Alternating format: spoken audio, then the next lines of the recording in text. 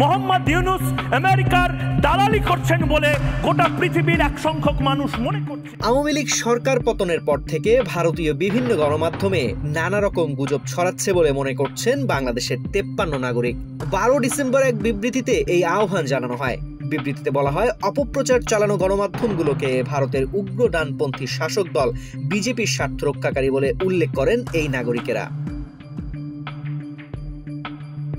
ভারতীয় গণমাধ্যমে বাংলাদেশ বিরোধী প্রোপাগান্ডা বা অপপ্রচারের নিন্দা জানিয়েছেন বাংলাদেশের 53 নাগরিক। এমন অপপ্রচারে উদ্বেগ প্রকাশ করেছেন তারা। পাশাপাশি তারা ফ্যাসিজমের বিরুদ্ধে জাতীয় ঐক্য ধরে রাখার আহ্বান জানিয়েছেন।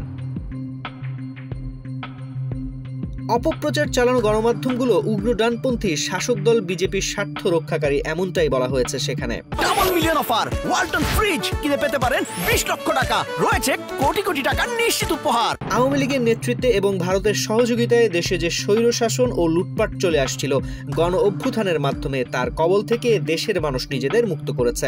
স্বৈরশাসনকে পরাজিত করার পর এখন চেষ্টা করা হচ্ছে গণতন্ত্র ফিরিয়ে এবং জাতীয় পুনর্গঠনের পথে যাত্রা শুরু করার। এই সময় অবশ্যই ঐক্য ধরে রাখতে হবে এবং দেশের মানুষের বিরুদ্ধে ভারতীয় গদি মিডিয়ার অপপ্রচার রুখে দিতে হবে।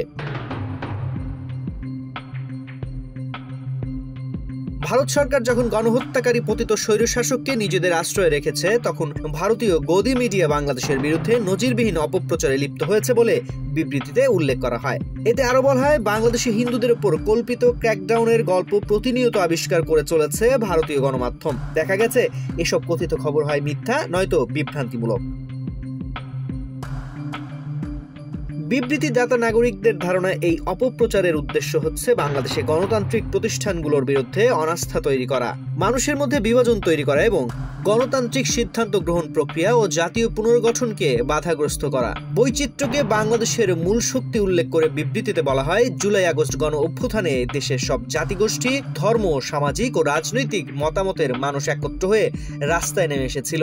এতে শেখ হাসিনা ভারতে পালিয়ে যেতে বাধ্য হন। বিবৃতিতে দেশবাসী ও গণমাধ্যমের প্রতি আহ্বান জানিয়ে এ 53 নাগরিক বলেন, দেশে ও দেশের বাইরে যে যেখানেই থাকুন না কেন, সবাই বাংলাদেশ বিরোধী এই অপপ্রচারের বিরুদ্ধে রুখে দাঁড়ান। জাতিগোষ্ঠী, ধর্ম ও সামাজিক রাজনৈতিক বৈচিত্র্য বাংলাদেশের শক্তি। তানজির রহমান, বাংলাদেশ প্রতিদিন।